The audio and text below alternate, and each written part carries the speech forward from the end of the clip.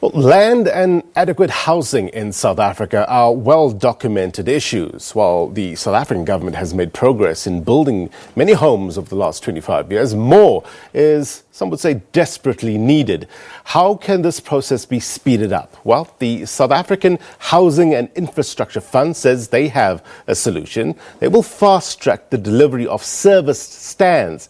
What does this mean for the poor and middle-class South Africans? Well, let's find out. Rali Mampeule joins me now live in studio. He's the founder and CEO of the South African Housing and Infrastructure Fund. Rali, thank you very much indeed for your time. So you are not developers, you're not seeking to buy agricultural land, and you're not looking to buy land meant for expropriation without compensation. So how will this work? How would you acquire land? Yeah, good morning and good morning to your viewers.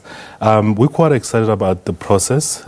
Basically what we do is that the high-end property developments are under stress currently. Mm-hmm. The fund has gone out and bought a lot of properties within the urban edge, where developers were going to be doing high-end developments, and we bought those with the infrastructure. What we then did is to rezone those pieces of land around 5 provinces and rezone them into affordable housing stands. This becomes in savvy stands that the middle and the poor or lower earners can be able to benefit in getting housing quicker. Yeah. So just tell us about the current trends and what you've been finding, because you obviously have an appetite to buy. What have you found? So basically because of the expropriation of land without compensation debate, we're seeing a lot of fire sales happening, and we went out and said, how can we turn this into an opportunity? Right. We went to the market and actually raised some money and closed in 5 provinces we've got about 15.3 billion rand pipeline of land that we are going to be able to service and actually install services. So we're seeing the whole expropriation of land without compensation as an opportunity for us to be able to deliver on the 1.7 million shortfall of housing that government is working on. So what you're saying, that people are offloading their land, they panic selling, so to speak, and at a good price? Yeah, so we call it a fire sale. So good or bad, we're not sure about it, but the bottom line is that obviously people who are owning land, even in the urban edge, they're just not sure about where is this land debate going to go.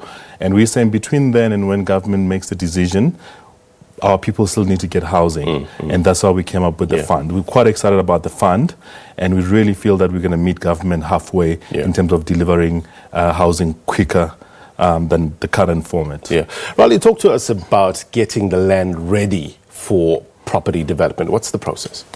So the process is that we do town planning, where you basically move land that is in the urban edge that maybe does not have the right zoning for affordable housing. Yeah. We'll then submit, we go through town planning, we do geotech, we do environmental impact study. We then go and actually put out tenders to black entrepreneurs to come and actually install services. That is your water, sewer, and electricity. And we get the land ready. We don't do the top structure. Right. We then offload that to listed and unlisted companies, and the majority of our buyers has been government, and we're looking forward into really resolving the housing crisis in South Africa. So you basically, the fund is basically a conduit in the development process. Yes. So if you talk the IT term, SAHIF has come up with an algorithm on how to speed up the process of installing of services in South Africa. So you will see that in South Africa, some of the Department of Human Settlement and Water and Sanitation, now they call it, have done a lot of work in the past 25 years. Right. But what also had happened is that there are times where some provinces, and not all of them, get budgets, and you find that they take back maybe 10 to 15% of the actual budget unspent, simply because they don't have the underlying asset to put and install those services. And because the process of installing services and doing the town planning can take up to 3 years. Right. So in South Africa, we don't have money problem. We actually have processes problem. So we came up with that algorithm, and that is our idea of how we can speed up the delivery of affordable housing in South Africa. Well, let's look at your targets in terms of speeding up this delivery. You're targeting, what, 108,000 service stands within the next 3 years. Is that realistic? Yeah, so it's quite realistic. So what we've done, as I mentioned, the fund is going to become big and it will go into other provinces. So we've secured about 14 parcels of land within the 5 provinces. Right. And 85% of that land, as I indicated earlier on, is already developments that have gone under. So you will know, if you go to high-end where you're selling your 3-4 million rand properties, you don't have a lot of people buying at this point in time because of the market crisis. And we took advantage of that, and that is speeding up the process for us to be able to deliver this, the services.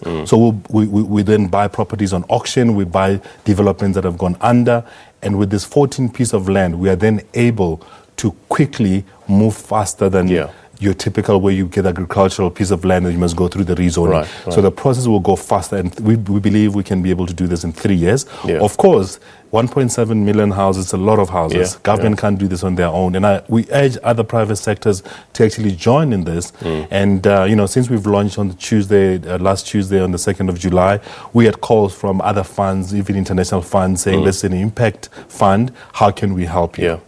Look, there's an important section of society that needs to be tackled as well. The so-called missing middle, those that can't afford a bond or can't get a bond, but don't qualify for an RDP house as well. Are you targeting that as well? So that's exactly part of our target market. So what will happen in this case is that, as you know, we got other listed companies like Calgro, Cosmopolitan, who are playing in the affordable housing space, and most of them don't like to do what they call land banking. So as SAHIF, the South African Housing Infrastructure Fund, we are able to do land banking because of how we've structured our fund. We then offload to those type of companies as well, except government, and they are then able to sell the stands at a very cheap price to the missing group. But also government, if and when they buy some of our land, they are then able to locate some of this piece of land to the people that are not affording an RDP, cannot be able to get an RDP and cannot afford a bond. How different is this from what is already in place? Yeah, I think that's a good question. So the bottom line is that we feel that we've changed the model by simply be able to change how quickly we can service the piece of land. So if you're going to use the model where you're going to move land from agriculture into a township establishment, that model will take you long. So our model is simple. We are playing what we call it, we are echoing government's model of integrated development, where we are saying that people must work and live closer to where they work. They should be able to play and live closer to work. And by doing so, the only way you can do that is that you can only do that by buying urban edge properties that are already in the areas closer to work. Right. A lot of people travel, get into 3-4 taxis just to get to work. So when we pick up these properties at a good price, it becomes an opportunity for us to be able to bring people closer to where they work. So we feel that's the differentiator that we have between ourselves and what is currently happening. What do you have so far in terms of land? Which provinces are you looking at? So we've secured about, as I indicated, about 14 pieces of land around the country. So we have a big participation in Gauteng, Mpumalanga, Western Cape, Limpopo and Free State. And in fact, in Gauteng alone, we have already managed to partner and do a huge development of about 400 hectares where we are yielding just under 4,000 stands that we're going to deliver before the end of the year with the provincial government of Gauteng. Where are you getting your money from? So basically, for the last we've been in the industry for the last 18 years. We've put about 1.7 billion rand of our own land into the fund. And essentially, that gives us a good self-funding model to be able to implement the 15.3 billion rand fund. So what we'll then do, in most cases, in all the 14 pieces of land that we've secured, in most cases, we've gotten involved in the land availability agreement.